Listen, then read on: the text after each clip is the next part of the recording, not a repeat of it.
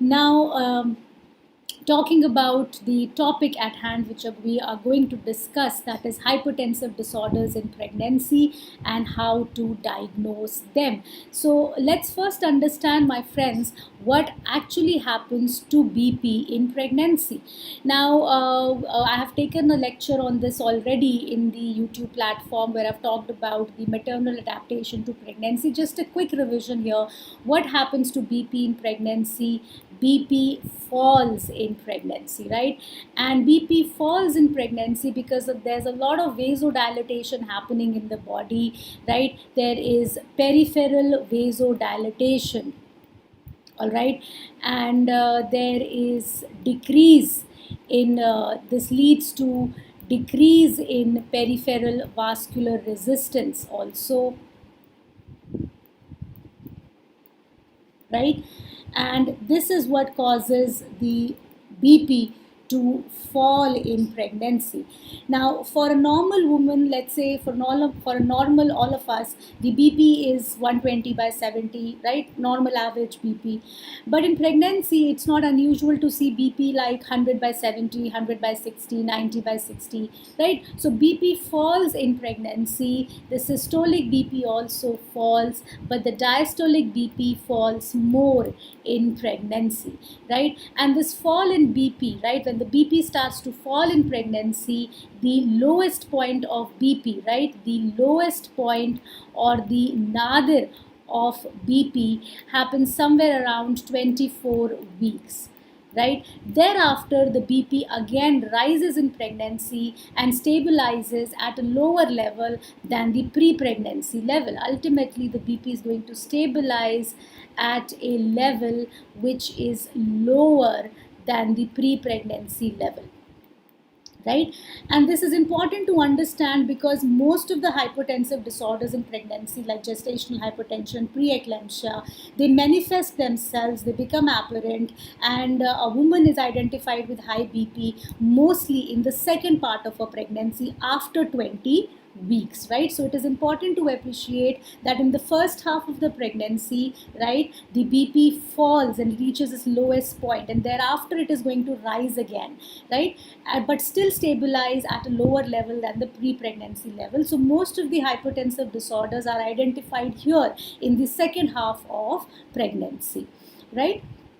Now, moving on further, what is high BP in pregnancy? BP is perpetually usually lower in pregnancy. What is the definition of high BP in pregnancy? So, BP that is more than or equal to 140 by 90 mmHg, right? 120 by 90 mmHg on two occasions, at least 4 hours apart, at least 4 hours apart, right? That is the definition of high BP in pregnancy, right?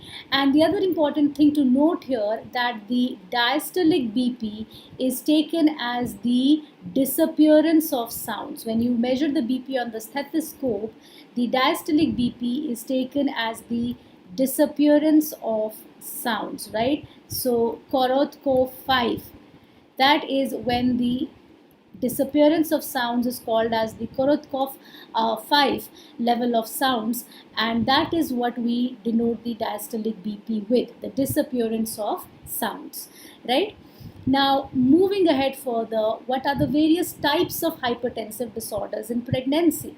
Now, there can be a simple gestational hypertension, right? As the name suggests, gestational. Now, this is hypertension which is for the first time diagnosed in pregnancy. That hypertension is called as gestational hypertension. Then there is preeclampsia. All right, a very individual disorder in its own kind, but that is also in that also hypertension is one of the features that occurs. So preeclampsia is another hypertensive disorder in pregnancy.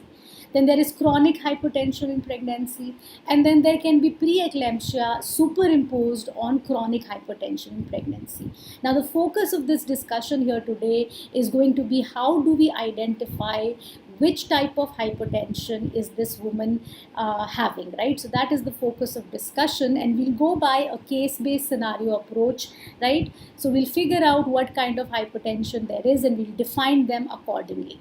Let's talk about the first case scenario here. Now, there's a 32-year-old primary gravida at 30 weeks of gestational age and has a blood pressure reading of 150 by 100 mmHg obtained during a routine visit. Her baseline blood pressure during the previous visits was 120 by 70.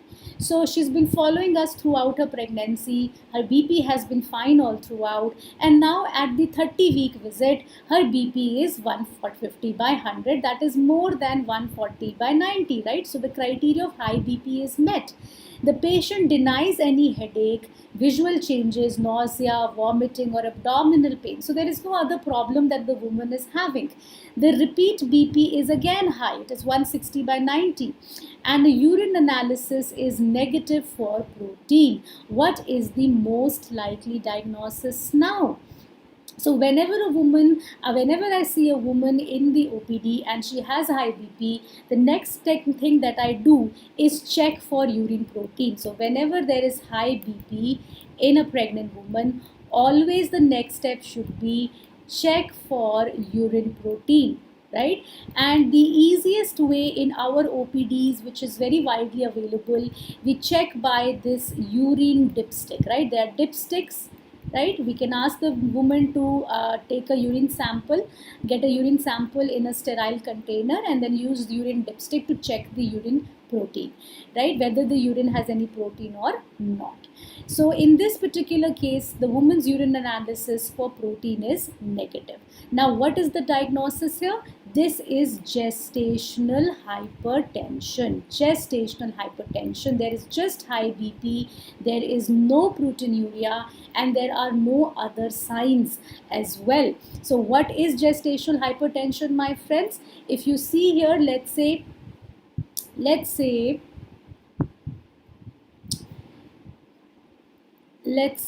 that this is when the woman got pregnant. Okay, let's create a timeline. This is when the woman got pregnant. This is somewhat 20 weeks of her gestation. This is somewhere where she delivers. And this is, let's say, 12 weeks postpartum, right? So we've created this timeline here, right? Now, if a woman is identified as high BP, anytime after 20 weeks of gestation, right, till the time she delivers. And later on, when we see her again after 12 weeks postpartum, the BP returns to normal. Beyond 12 weeks postpartum, the BP is normal. Now, this kind of hypertension is what we call as gestational hypertension, right? So, high BP identified beyond 20 weeks of pregnancy in a previously normotensive woman. So here her BP is normal. Pre-pregnancy also her BP is normal. She was identified for the first time beyond 20 weeks of pregnancy. It can be any time at 20, at 24, at 30, 36 weeks, any time, right? So high BP beyond 20 weeks of pregnancy in a previously normotensive woman. There is no proteinuria, very, very important. Whenever high BP is encountered, we check for the urine protein and there is no proteinuria.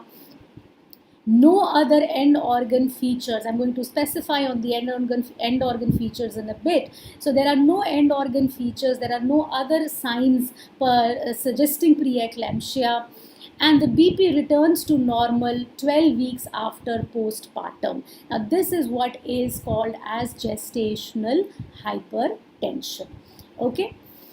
Now, let's look at the second case scenario now. The second case scenario is this. Now, there's a 32-year-old woman. Again, she came at 30 weeks, the same woman, let's say. And she has a blood pressure reading of 150/100, and the patient denies any headache or visual changes or nausea, vomiting or abdominal pain, and her repeat BP is again confirmed high, 160 by 90. But now the urine analysis, you went for a urine dipstick test and it showed that the urine is 2+ for protein on dipstick. Now what has happened? She has proteinuria also. So this is what we call as preeclampsia. What we call as preeclampsia.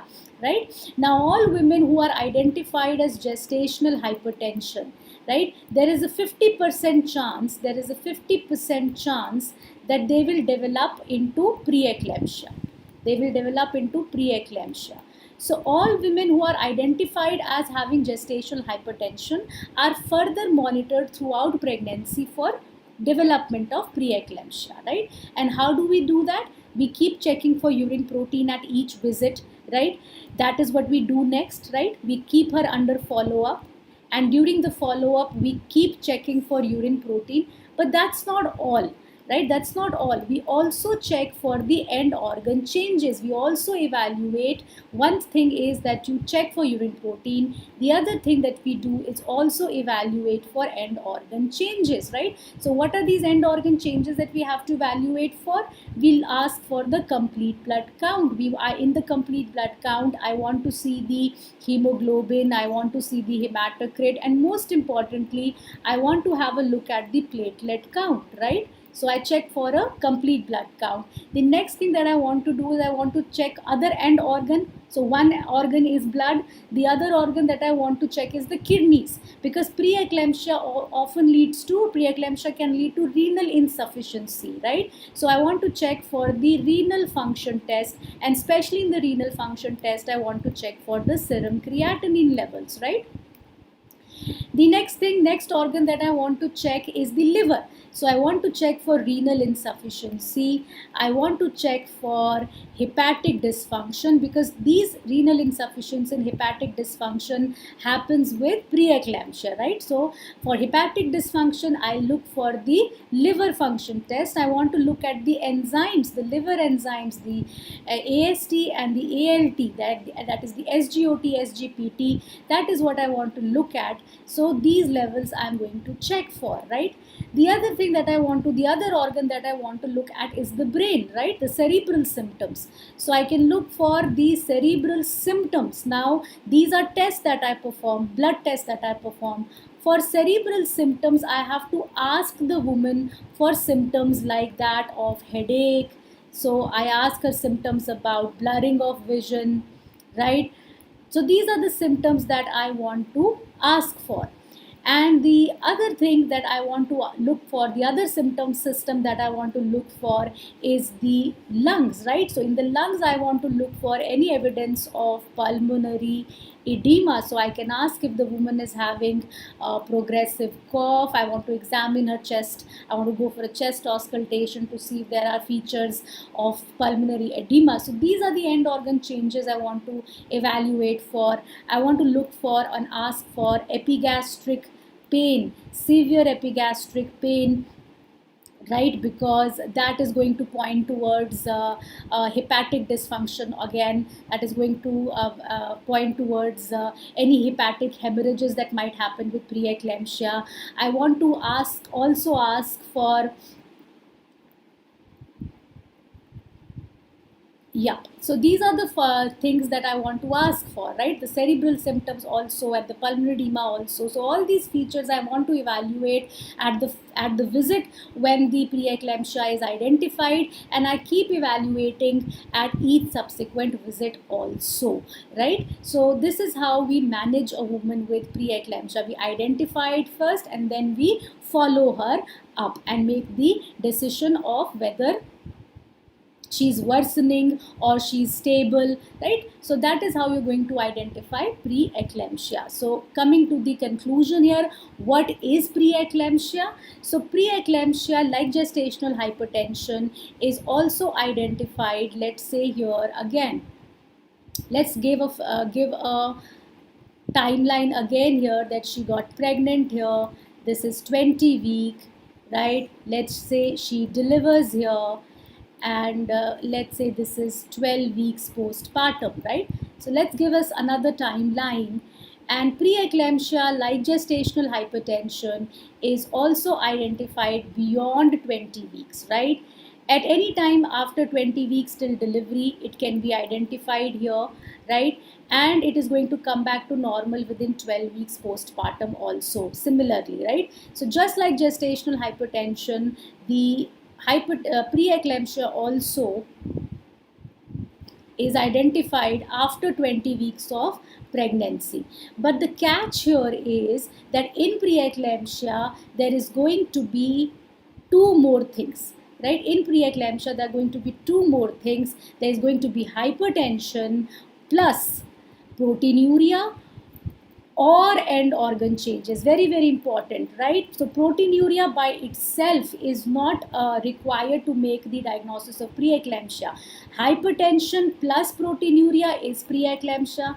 Even if there is hypertension plus end organ changes, even without proteinuria, it is still preeclampsia. So there is either proteinuria or there is end organ changes. There are various methods we can look for the proteinuria, protein in urine. We can check for the 24-hour urine sample, and if the value is more than 300 milligram of protein in urine in 24 hours, that is proteinuria. If the urine protein is to creatinine ratio is more than or equal to 0.3, that is proteinuria. Or if the dipstick is showing more than or equal to +1 persistently, that is also proteinuria, right? Now dipstick, when it shows more than +1, that means more than, that is equivalent to about 30 milligram per deciliter of protein, right? So this is significant proteinuria, right? So there are various ways we can analyze for proteinuria, any of them, by any way, any means we analyze for proteinuria, be 24-hour urine protein, a urine protein creatinine ratio, or a simple dipstick method can be used to evaluate for proteinuria. In the end organ changes, like I said, if the platelet count is less than 1 lakh per mm cube, if the serum creatinine is more than 1.1 milligram per deciliter, or if the serum transaminases, the SGOT, SGPT, the liver enzymes, they are twice the normal range. If she's having cerebral symptoms like headache, visual disturbance, or convulsions, when convulsions occur along with preeclampsia, right? When convulsions also happen along with preeclampsia, that is called as, that condition is called as eclampsia, right? So convulsions, when they happen with preeclampsia, that condition is called as eclampsia. Or another end organ change could be pulmonary edema. So if any, it's not like all of them have to be present. If any of these end organ changes are present, we call it preeclampsia, right? So high BP plus proteinuria is preeclampsia. High BP with platelet count less than 1 lakh per mm cube, even without proteinuria, is still labeled as preeclampsia. High BP with raised serum creatinine, even without proteinuria, is labeled as preeclampsia, right? So it's hypertension plus proteinuria, or hypertension plus end organ changes, or both can happen together. There can be hypertension, proteinuria, and end organ changes also, right? But please remember that if there is hypertension and there is an end organ change, don't wait for proteinuria to happen to diagnose preeclampsia. That is what the gist is here. Now let's look at a third case scenario. Now there's a 32-year-old primigravida who's come at 30 weeks of gestation, has a blood pressure reading of 160 by 100 obtained during a routine visit. The patient denies any headache, visual changes, nausea, vomiting, abdominal pain. So you are asked for the cerebral symptoms. They are not there. Her repeat BP is 160 by 110. That is quite a lot. And her urine analysis is 2+ for protein on dipstick, right? So significant, more than or equal to 1+. So I've made the diagnosis that this is indeed preeclampsia, but this time round it is severe preeclampsia, my friends. So what is severe preeclampsia? If the BP is more than 160 by 110 mmHg, or any of the end organ changes are there, it is called as severe preeclampsia, right? So either the BP is more than 160 by 110 mmHg, even without end organ changes, it will be called as severe preeclampsia. or if end organ changes start appearing even if the BP is controlled, then also it is called as severe preeclampsia, right? So if you look at the scenario here, there is a 32-year-old primigravida at 30 weeks, again with the BP reading of 140 by 90. Now she's complaining of persistent headache, cerebral symptom. Her platelet count is 80,000 per mm cube, decreased platelet count. Her BP is 150 by 100. Urine analysis is 2 plus for protein on dipstick, right? So what has happened now? That apart from proteinuria and high BP, she is having end organ changes, right? So even though her BP is okay, it is not more than 160 by 110, even though, because she has presence of end organ changes and signs and symptoms of cerebral signs and symptoms, she will be called as severe preeclampsia here. Okay, she will be labeled as severe preeclampsia. So you understand now how to diagnose preeclampsia and how to diagnose severe preeclampsia. Moving on to the next case scenario. Let's look at this case scenario here. There is a 32-year-old primigravida who comes for her first ANC visit at 16 weeks, right? Her BP is 160 by 100 mmHg. There is no hypertension pre-pregnancy. Repeat BP also confirms 150 by 90 mmHg, but there is no complaint of headache, pedal edema, blurring of vision, right? And the urine albumin is also negative. Right, so what has happened? She has been identified as a high BP, but this time she has been identified at 16 weeks. She is less than 20 weeks. So she is probably what? Not gestational hypertension, but probably chronic hypertension, right? So this is what is chronic. This is how a woman with chronic hypertension will present, because I told you that BP falls in the first half of pregnancy, right? So if there is high BP in the first half of pregnancy, it signifies probable chronic hypertension. So what is chronic hypertension in pregnancy, my friends? Again, if we make a timeline, well, let's say this is where she got pregnant, and this is 20 weeks, and this is where she delivers, and this is, let's say, 12 weeks postpartum, right? So if a woman is identified as being hypertensive before 20 weeks here, somewhere here, that is chronic hypertension, right? If there is a possibility, like I told you, there is a possibility that a woman can come to you and say that she knows that she is hypertensive, right? She knows that she is hypertensive. So if there is hypertensive here pre-pregnancy, right, then it is chronic hypertension. And the other thing can be, sometimes, not many of us gets our BP checked. Like I don't get my BP checked regularly unless I become symptomatic with something or anything, or I have to go to the hospital for some other reason. So majority of the women, they get their BP checked for the first time in pregnancy actually, right? So what happens is, there may be women who are not aware that they are hypertensive pre-pregnancy, right? Then what will happen in the first half of pregnancy?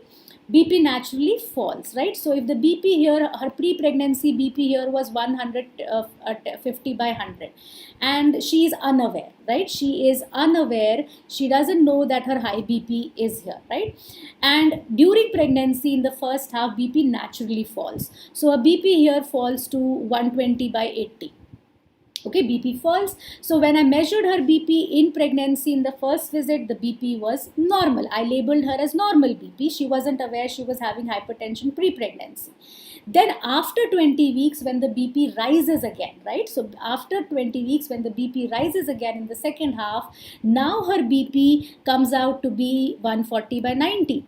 So I have labeled her here as gestational hypertension. Go with me here, right? So a woman who was unaware of her high BP status, when seen in pregnancy for the first time in the first half, her BP came out to be normal. Then it rose here after 20 weeks. So I labeled it as gestational hypertension, right?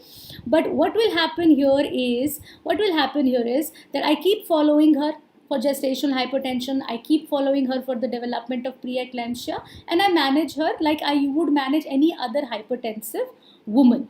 But after delivery, 12 weeks have passed, right? 12 weeks later, when I see her, her BP has not returned back to normal, right? So what will happen is, the one woman whom I labeled as gestational hypertension, and then I followed up throughout delivery, after delivery also, 12 weeks postpartum gone by, and the BP never returned back to normal. So I will now label her as chronic hypertension, right? Now I will call her chronic hypertension, right? Even though I identified it as gestational hypertension in pregnancy, I will change my diagnosis later on, right? So what is chronic hypertension in pregnancy? High BP before 20 weeks in pregnancy is chronic hypertension. Known hypertensive before pregnancy. BP does not return to normal even after 12 weeks postpartum is relabeled as chronic hypertension, right? So these are the ways that we diagnose chronic hypertension in pregnancy. All right. Now let's look at the other scenario here. There's a woman with known history of chronic hypertension who became pregnant. So now I already know from the very start that she is chronic hypertensive. Throughout the first trimester, her BP remained well under control. Her urine protein was also negative. Please remember that whenever a woman with chronic hypertension gets pregnant, right? Whenever a woman with chronic hypertension gets pregnant, it is very important to evaluate her baseline status. Evaluate her baseline status, right? So I want to know, see, hypertension affects the kidneys. Hypertension, a chronic hypertensive patient can have proteinuria because of the hypertension itself, right? A chronic hypertension could have pre-existent renal insufficiency. A chronic hypertensive patient could have pre-existent hepatic dysfunction, right? So I want to evaluate her baseline status to begin with, right? Because now I want to see how she will fare for the remainder of her pregnancy, right? So I need baseline levels to compare with. So evaluate her baseline status, check what drug she is on, check the drugs, because if she's taking drugs, women with chronic hypertensive, could be on ACE inhibitors, could be on angiotensin receptor blockers, right? Could be on beta blockers like metoprolol or atenolol. Now, these could be the drugs that she is previously taking for chronic hypertension, and these drugs are contraindicated in pregnancy, right? So I will have to check what drugs she's already taking, because if she's taking any of these drugs, I will ask her to stop taking these drugs and change the drugs to the drugs that can be safely used in pregnancy, like labetalol and methyl-dopa, right? So ACE inhibitors and angiotensin receptor blockers, they are teratogenic agents. The other beta blockers like metoprolol and atenolol, they cause IUGR, intrauterine growth retardation. So that is why these drugs are contraindicated in pregnancy. So please do not forget that any chronic hypertensive woman who gets pregnant, you should evaluate her baseline status, check the drugs that she's already taking. So we evaluated her baseline renal and functional tests. They were normal. But in her 6 month of pregnancy, what happened? Something happened in her 6 months of pregnancy. I was following her up, and she started complaining now of persistent headache. Her BP, which was previously controlled, right? BP remained well under control throughout the first trimester, right? So the BP, which was previously controlled, suddenly started rising to 160 by 110. And urine protein, which was previously negative, is now coming 3+ on dipstick. So what is happening now?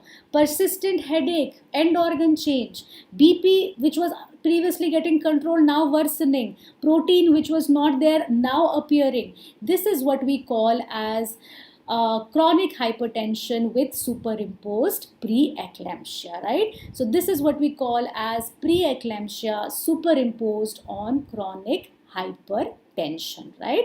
So what is it? In a case of chronic hypertension, if there is worsening of baseline hypertension, new onset or worsening proteinuria, new onset or worsening end organ changes, then it is called as chronic hypertension in pregnancy. And most of the time, this worsening of baseline, this new onset of worsening proteinuria, or new onset of worsening end organ changes, they will happen beyond 20 weeks. They will happen, usually they will happen beyond 20 weeks, right? So a woman who is known chronic hypertensive starts worsening suddenly, like worsening hypertension, worsening proteinuria, end organ changes, then it is labeled as preeclampsia superimposed on chronic hypertension.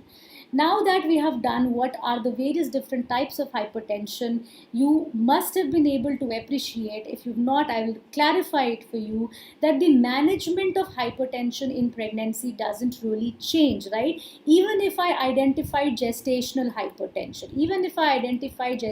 hypertension, what I need to do is follow up, look for end organ changes, right? What I need to do is look for the proteinuria, keep checking for the proteinuria, right? Because I want to pick up preeclampsia early, right? Even if I identify a woman as preeclampsia, as long as she is mild preeclampsia, I just need to follow her up, look for end organ changes, keep checking if proteinuria is developing or not, keep checking if the baby is growing or not. That is what I want to do. Even if I have started with a woman who is chronic hypertensive, that is what I want to do. I want to ensure that the mother is doing well, I want to ensure that the baby is doing well, and that I will do by going for a follow up, right? So a follow up, a regular, now she will not follow up like normal ANC patient. She will follow up, let's say every week or every 15 days now, depending on the need,